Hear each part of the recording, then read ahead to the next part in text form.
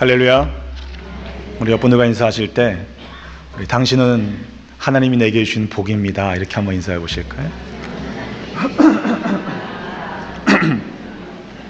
예, 집안에 며느리가 잘 들어오면 아유, 어디서 이렇게 복댕이가 굴러 들어왔냐 이러실 텐데 그렇게까지 제가 하시라고 못하겠고, 우리가 서로 피차에 만나게 하신 은혜 가운데 살고 있음을 감사하며 아름다운 믿음의 삶을 확장시켜 가시는 모두가 되시기를 주의 이름으로 축원합니다. 한 사람의 영향력은 막대합니다. 그 역할의 중요성에 따라서 그로 인해 영향력이 끼치는 것은 비례한다라고 말할 수 있겠죠. 성경은 아담 한 사람으로 말미암아 이 세상에 죄가 들어왔다라고 했습니다. 로마서 5장 12절의 말씀을 보면, 그러므로 한 사람으로 말미암아 죄가 세상에 들어오고 죄로 말미암아 사망이 들어왔나니 이와 같이 모든 사람이 죄를 지었으므로 사망이 모든 사람에게 이르렀다고 말씀합니다. 물론 이 말씀은 모든 책임이 아담 한 사람에게만 있다라고 말하는 것은 아닐 것입니다. 왜냐하면 우리 모두에게도 아담이 지었던 원죄, 교만이라는 죄를 갖고 있기 때문입니다. 그러나 하나님께서는 또 다른 한 사람, 예수 그리스도를 우리에게 보내주셔서 그 한 사람 예수 그리스도를 통해서 구원을 이루셨습니다. 물론 예수님께서는 이 땅에 육신의 몸을 입고 오신 하나님이시기에 그 일들을 하실 수 있는 것 아니냐라고 말할 수 있겠습니다만, 그렇죠. 물론 그렇습니다. 그런데 우리가 그리스도인이라고 하는 이름을 갖고 있다면 주님처럼 그 한 사람의 책임을 감당해야 한다는 사실을 부인할 수는 없을 것입니다. 로널드 리처드슨이라는 분이 쓴 교회는 관계 시스템이라는 책을 보면 자신의 책에서 정서 체계가 교회에 미치는 영향에 대해서 설명하고 있습니다. 우리 한 사람의 경우를 봐도 마음이 복잡하잖아요. 그래서 그 한 사람의 감정 반응이 단순하게 일어나지 않는 것처럼 교인 한 사람으로 인해서 교회 전체의 균형이 흔들리는 일들이 발생할 수 있다라고 하는 것이죠. 교회가 건강하냐, 건강하지 못하냐에 따라서 똑같은 문제임에도 불구하고 그 결과가 전혀 다르게 나타날 수도 있다는 사실을 설명합니다. 그가 설명하기를 마치 교회는 우리 장난감의 모빌 같아서 균형을 이루고 있는데, 무게 중심을 잡고 있는 그 상태에서 어느 부분 하나가 움직이거나 떨어져 나가게 되면 모빌 전체가 흔들리게 되는 것과 같다라고 말하고 있죠. 어떤 면에서 보면 사도 바울이 교회를 그리스도의 몸으로 설명하고 있는 것과 매우 유사한 설명이라는 생각을 하게 됩니다. 왜냐하면 몸의 지체 중 그 어느 부분도 어느 하나도 중요하지 않은 것이 없기 때문입니다. 오히려 연약해 보이는 작은 지체가 더 귀중한 역할을 하기 때문이죠. 오늘 본문에 등장하는 아브라함의 이야기는 그가 어떻게 믿음의 조상이 되었는지를 우리에게 소개하고 있는 첫 본문의 말씀입니다.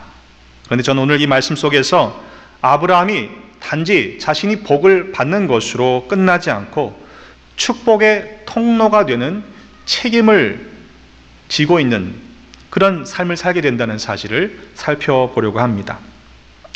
읽진 않았습니다만 바로 앞장인 창세기 11장 26절로 32절의 말씀을 보면 아브라함의 가족에 대한 간략한 소개가 나오고 있죠.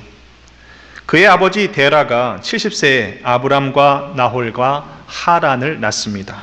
그리고 하란은 롯을 낳는데 하란은 아버지 데라보다 먼저 죽고 말았습니다.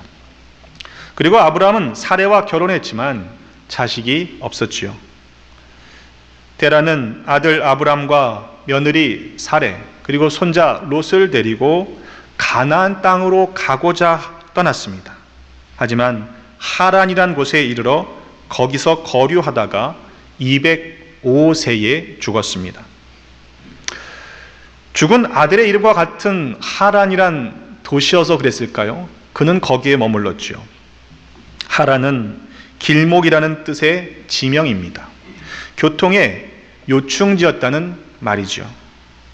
길목이라고 하는 뜻이 포함하고 있는 것처럼 상업과 무역의 중심지였습니다. 가나안을 향해 출발했지만 데라의 가족은 하란이라는 곳 그 길목에서 주저앉았던 것이죠. 그런데 여호수아는 24장 2절로 3절에 보면 이렇게 그 이유를 설명하고 있습니다.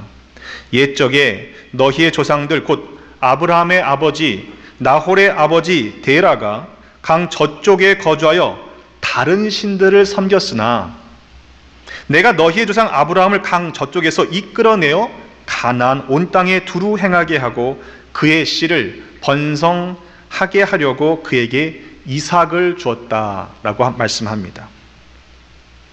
데라가 가나안 땅을 향해서 출발했던 것은 개인적인 이유에서였을 것입니다. 아마도 가나안 땅의 풍요함에 대해서 알았겠죠. 그래서 가나안 땅에 가족들과 함께 요즘 말로는 이민을 떠난 것입니다. 그런데 그 가는 길목에 보니까 하란이라는 곳에 무역이 성행하고 있고 또 그것이 훨씬 더 좋아 보이는 것입니다. 그래서 거기에 정착했던 것이죠. 문제는 그 하란에서 데라가 다른 신들을 섬겼다는 사실입니다. 그래서 하나님께서는 아브라함을 강 저쪽에서 이끌어내어 가나안 온 땅에 두루 행하게 하셨던 것이죠. 우리는 이러한 말씀들을 잘 알고 있습니다. 그래서 아브라함의 이야기를 들을 때 그렇게 어렵게 생각되지가 않죠. 하지만 우리 한번 아브라함의 입장이 되어 보시기를 바랍니다. 과연 75세의 나이에 고향과 친척과 아버지의 집을 떠나기가 쉬웠을까 말입니다. 생각해 보세요. 75세면 무슨 새로운 일들을 시작할 나이는 아니지 않습니까? 때문에 지금 있는 곳에서 잘 정착하는 것이 더 지혜롭고 또 현명한 것 아니었을까요? 하지만 하나님은 아브라함을 위한 계획을 가지고 계셨습니다. 그래서 강을 건너게 하셨죠. 가나안으로 인도해 주셨습니다. 그럼에도 아브라함의 실제적인 문제는 하나님의 계획을 다 알지 못했다라는 것이죠. 내가 네게 보여줄 땅으로 가라 라고 말씀하셨지 그 땅이 어디인지 알려주시지도 않고 가르쳐 보여주시지도 않았습니다. 그저 하시는 말씀이 내가 너로 큰 민족을 이루고 네게 복을 주어 네 이름을 창대하게 하리니 너는 복이 될지라. 너를 축복하는 자에게 내가 복을 주고 너를 저주하는 자에게 내가 저주하는 자를 내가 저주하리니 땅의 모든 족속이 너로 말미암아 복을 얻을 것이다. 이렇게만 말씀하고 마셨어요. 여러분 같으면 어떻게 하시겠습니까? 우리 중에 그 말씀을 듣고 얼씨구나 좋아하며 곧바로 순종할 수 있는 사람은 그리 많지 않을 것입니다. 지금 아브라함의 눈에는 아무것도 보이지 않는 상황이기 때문에 그렇습니다. 그럼에도 놀라운 사실은 아브라함이 여호와의 말씀을 따라 갔다는 사실이죠. 여러분, 그것이 믿음입니다. 하나님의 말씀이기 때문에 믿고 따라갔던 것이죠. 눈에 보이는 길목에서 풍요를 뒤로하고 하나님의 말씀만 따라간다고 하는 것은 결코 쉬운 일은 아니었을 것입니다. 든든한 배경이 있는 고향, 기댈 구석이 있는 친척을 떠난다는 것은 어려운 일입니다. 그럼에도 아브라함은 여호와의 말씀을 따라갔습니다. 데라가 가나안을 향해 출발했던 것과는 전혀 다른 차원의 일입니다. 데라는 자신의 성공과 풍요를 위해서 가족들을 데리고 떠났을 것입니다. 때문에 하란을 통과하지 못하고 길목이라고 하는 하란에서 발목이 잡혀 주저앉았던 것이죠. 데라는 처음부터 하나님의 부르심을 따라 살아갔던 사람이 아니기 때문입니다. 과연 우리의 믿음은 어디에 있습니까? 우리는 지금 무엇을 따라가고 있습니까? 우리가 가고 있는 이 땅은 가나안입니까? 아니면 하란입니까? 아브라함이 몇 살까지 살았는지 아시죠? 창세기 25장 7절로 8절에 보면 그가 175세까지 살았다라고 기록하고 있습니다. 그의 나이가 높고 늙어서 기운이 다하여 죽어 자기 열조에게로 돌아갔죠. 향년이 175세일 때입니다. 오늘 본문에 보면 아브라함은 75세 때 이민을 떠납니다. 그로부터 무려 100년을 더 살았어요. 하나님께서 오늘 본문에 아브라함에게 말씀하실 때, 그를 떠나라 명령하실 때, 야, 앞으로 너 100년을 더 살 거야, 이렇게 더 주겠다고 미리 말씀하셨다면 알지 못하는 그 땅을 향해 떠나는 것이 그렇게 어렵지는 않았을 겁니다. 지금까지 살아온 75년의 인생보다 100년을 더 살게 해준다는데 여러분, 그 순종이 그렇게 어려웠겠습니까? 하지만 지금 아브라함은 하나님께서 그에게 얼마나 더 살지, 어디로 가야 하는지 미리 말씀해 주지 않으셨습니다. 무조건 떠나라 하셨던 것이지요. 그래서 그 떠나라 하시는 말씀에 순종하기 위해서는 믿음이 필요한 것입니다. 이리저리 따져보고 계산해 본 후에 내게 뭔가 이익이 남겠구나 싶어서 떠나는 것은, 그것은 믿음의 순종이라고 말할 수가 없습니다. 하나님의 말씀을 따라 떠났다는 것은 곧 하나님을 전적으로 믿었다는 이야기입니다. 창세기 15장 4절로 6절의 말씀에 보면 하나님께서 아브라함에게 자손을 넉넉하게 주시겠다라고 하는 약속을 하고 계시죠. 여호와의 말씀이 그에게 임하실 때에 엘리에셀이 네 상속자가 아니라 네 몸에서 날 자, 그가 네 상속자가 되리라 라고 말씀하시며 그를 밖으로 데려나가셔서 하늘의 별을 보여주십니다.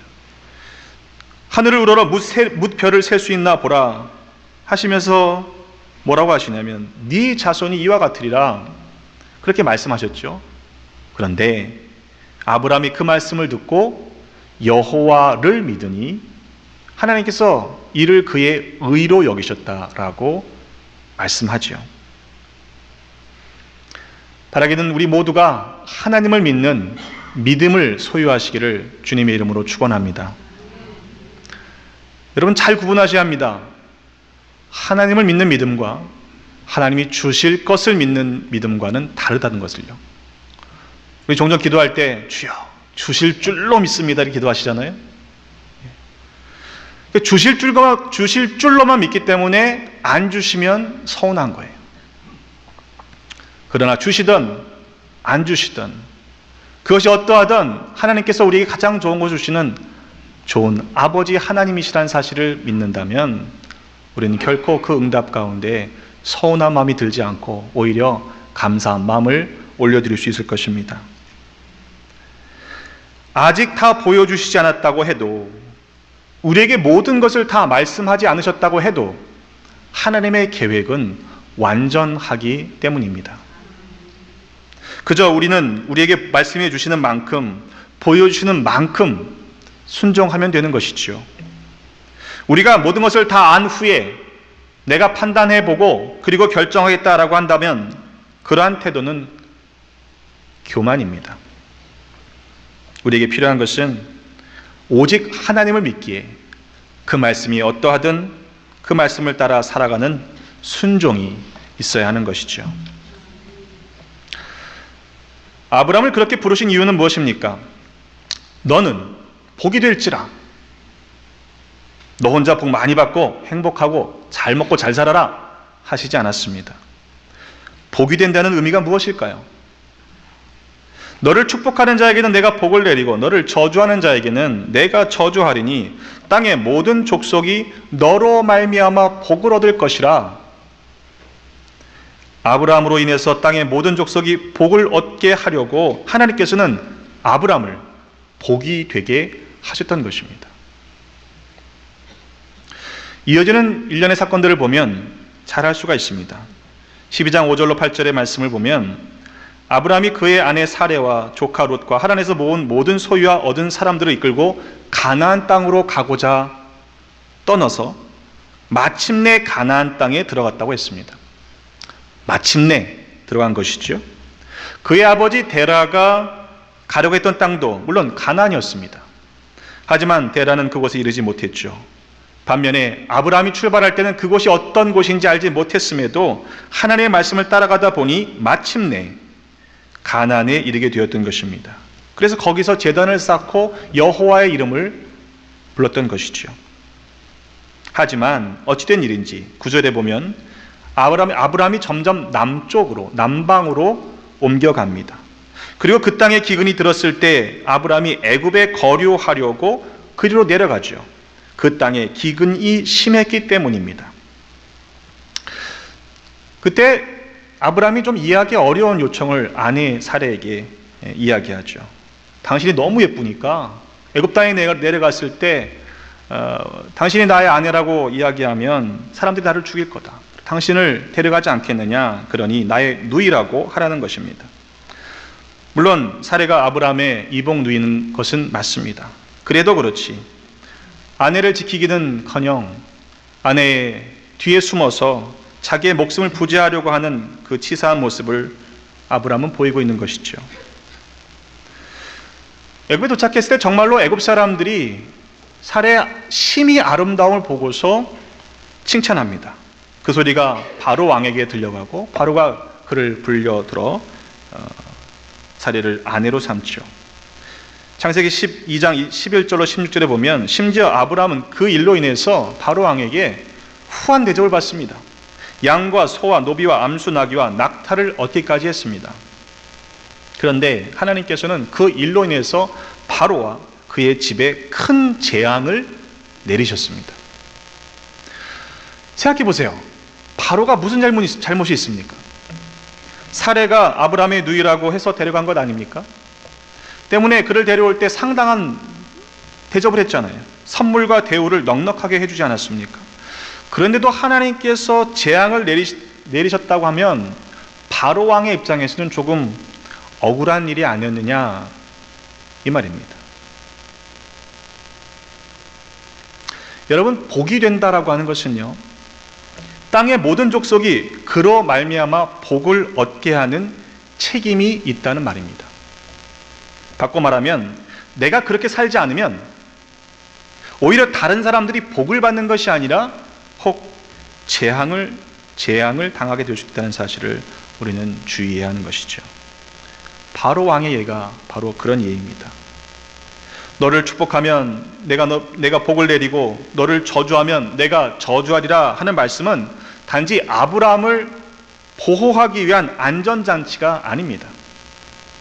땅의 모든 족속이 복을 얻도록 그렇게 복의 근원으로 살아가라, 축복의 통로가 되라 라고 말씀하시는 하나님의 적극적인 명령인 것입니다. 분명 아브라함은요, 하나님의 말씀을 쫓아서 따라서 75세의 고향을 떠날 수 있는 믿음을 가졌지만 어찌된 일인지 이렇게 쉽게 무너지고 말았죠. 그것도 한 번이 아니었습니다. 창세기 20장 1절로 12절의 말씀에 보면 이와 같은 사건이 다시 반복되고 있습니다. 아브라함은 아브라함이라는 새로운 이름을 얻었고 사레는 사라라 하는 새로운 이름을 얻은 후의 일이었습니다. 아브라함이 거기서 네게부 땅으로 옮겨가 가데스와 술 사이의 그랄이라는 곳에 거류할 때의 일입니다. 그때도 아브라함은 사라를 자기 누이라고 소개합니다. 그랄 왕 아비멜렉이 사람을 보내어 사라를 데리고 갔죠. 다행히 아비멜렉이 사라를 가까이 하지 않은 그 밤에 하나님께서 아비멜렉의 꿈에 나타나셨습니다. 그리고 그 여인으로 말미암아 내가 죽으리라, 그는 남편이 있는 여자이니라 라고 말씀해 주시죠. 근데 아비멜렉의 입장에서도요, 억울하기 짝이 없는 일입니다. 아니 지금 분명히 내 오라비오 내 누이라고 얘기했잖아요. 그래서 데려온 것인데, 온전한 마음과 깨끗한 손으로 그렇게 한 것인데 아직 가까이 하지도 않았는데 나를 죽이신다고요? 그럼 너무하신 거 아닙니까? 이렇게 탄원하지 않겠습니까? 하나님께서는 아비멜렉이 온전한 마음과 그렇게 한 줄 아셨기에 그를 막아 범죄하지 않게 하셨다고 말씀하시며 사라를 돌려보내라 하셨죠. 그렇지 않으면 너와 네게 속한 자가 다 반드시 죽을 것이라고 하셨습니다. 이에 아비멜렉은 아브라함을 불러서 사라를 돌려보냅니다. 그리고 아브라함은 아비멜렉을 위해서 기도합니다. 그런데 그의 기도를 보면 하나님께서 그 기도를 통해서 아비멜렉과 그의 아내와 여종을 치료하사 출산케 하셨다고 했습니다. 왜냐하면 아브라함의 아내 사레의 일로 말미암아 하나님께서 아비멜렉의 집에 모든 태를 닫으셨기 때문이라는 것이죠. 아브라함 한 사람의 실수로 말미암아 아비멜렉의 집에 태의 문이 닫히고 심지어는 재앙이 될 수도 있었던 사건이었던 것입니다. 아브라함을 하나님께서 복이 될지라, 복이 되게 하셨는데 그 복된 사명을 살지 못했기에 혹 다른 사람에게 재앙을 끼칠 수도 있다는 사실을 우리는 경계해야 합니다. 너는 복이 될지라는 것이 단순히 나를 보호하는 안전장치가 아니라 하나님의 영광을 나타내는 거룩한 책임이라는 사실을 기억해야 할 것입니다. 아브라함이 믿음의 고백을 가지고 여호와의 말씀을 쫓아 따라가고 있지만, 아브라함이 믿음의 조상이 될 수 있었던 것은 아브라함이 온전해서가 실은 아닙니다. 그가 믿는 하나님이 완전하시기 때문입니다. 여호와의 말씀을 따라갔기 때문에 그는 믿음의 조상이 될 수 있었습니다. 하지만 계속해서 실수하지 않습니까? 그의 믿음이 한 번에 완성된 것은 아닙니다. 많은 시행착오를 거쳤습니다. 여호와의 말씀을 따라가고 있지만, 하나님을 믿었지만 결코 그 일이 아브라함에게도 쉬운 일은 아니었다는 것이죠. 어느 때 그런 문제들이 일어났습니까?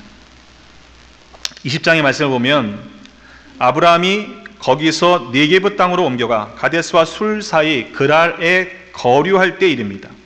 이 그랄은요, 가나안의 제일 남단에 있는 도시입니다. 애굽과 가장 가까운 곳이지요. 또 12장 10절에 보면 그 땅에 기근이 들었으므로 아브라함이 애굽에 거류하려고 그리로 내려갔을 때입니다. 그 땅에 기근이 심했기 때문입니다. 무슨 말이냐면, 하나님의 말씀 쫓아갔지만, 그래서 가나안까지 갔지만 가나안보다 더 나았기 때문에 일어난 일이라는 것입니다. 하나님의 말씀보다 더 지나쳤기 때문에 일어났던 어려움이라는 것입니다. 만약 가나안 땅에 기근이 있었다면 그것도 하나님께서 주관하시는 일입니다. 기근이 심하다는 이유 때문에 하나님의 말씀보다 더 나아가면 안 되는 것입니다. 혹 우리에게 기근을 만나 계셨다면 우리의 삶의 기근을 견뎌내고 통과해야만 하는 이유가 있을지도 모르기 때문입니다. 때문에 여러분, 그저 눈에 보이는 풍요만을 쫓아가지 마시고 하나님의 말씀만을 쫓아가시는 모두가 되시기를 주의 이름으로 축원합니다. 예수님께서 제자들을 마을로 보내실 때 주신 말씀에도 축복의 원리가 있죠. 마을에 들어가서 합당한 자를 찾아내어 그 집에 머물라 라고 말씀하시면서 그 집에 들어갈 때 평안하기를 빌라고 하셨습니다. 그 집이 이에 합당하면 너희 빈 평안이 거기 임할 것이요, 만약 합당하지 않으면 그 평안이 너희에게 돌아올 것이라고 하셨습니다. 우리가 축복하고 평안을 비는 것은, 그것은 결과적으로는 우리에게도 유익이 되는 일입니다. 또 산상수훈 가운데도 말씀하셨습니다. 마태복음 5장 14절로 16절의 말씀에 보면 너희는 세상의 빛이라. 산 위에 있는 동네가 숨겨지지 못할 것이요, 사람이 등불을 켜서 말 아래에 두지 아니하고 등경 위에 두나니 이러므로 집안 모든 사람에게 비치느니라. 이같이 너희 빛이 사람 앞에 비치게 하여 그들로 너희 착한 행실을 보고 하늘에 계신 너희 아버지께 영광을 돌리게 하라 말씀하셨습니다. 우리의 착한 행실을 통해서 저들이 하나님께 영광을 올려드려야 저들이 하나님의 복을 받지 않겠습니까? 만약 우리가 그렇게 살지 못함으로 말미암아 저들이 하나님의 이름을 망령되이 일컫게 된다면 저들이 화를 당하게 될 수도 있는 일입니다. 그렇다면 과연 우리가 책임이 없다라고 말할 수 있을까요? 여러분, 이번 한 주간 그리고 우리의 남은 인생을 어떻게 살아가시겠습니까? 너는 복이 될지라. 축복의 통로로 살아가는 것, 그 자체가 우리에게 주신 특권이요 책임이라는 사실을 잊지 마시기를 간절히 바랍니다. 나로 말미암아, 나의 가정으로 말미암아, 우리 교회로 말미암아 하나님의 복이 이 땅에 흘러넘치는 그런 아름다운 삶을 살아가시는 축복의 통로로 살아가시는 모두가 되시기를 주님의 이름으로 축원합니다. 기도하겠습니다. 하나님, 우리로 하여금 복이 되라 하시는 특권을 주셨으니 감사드립니다.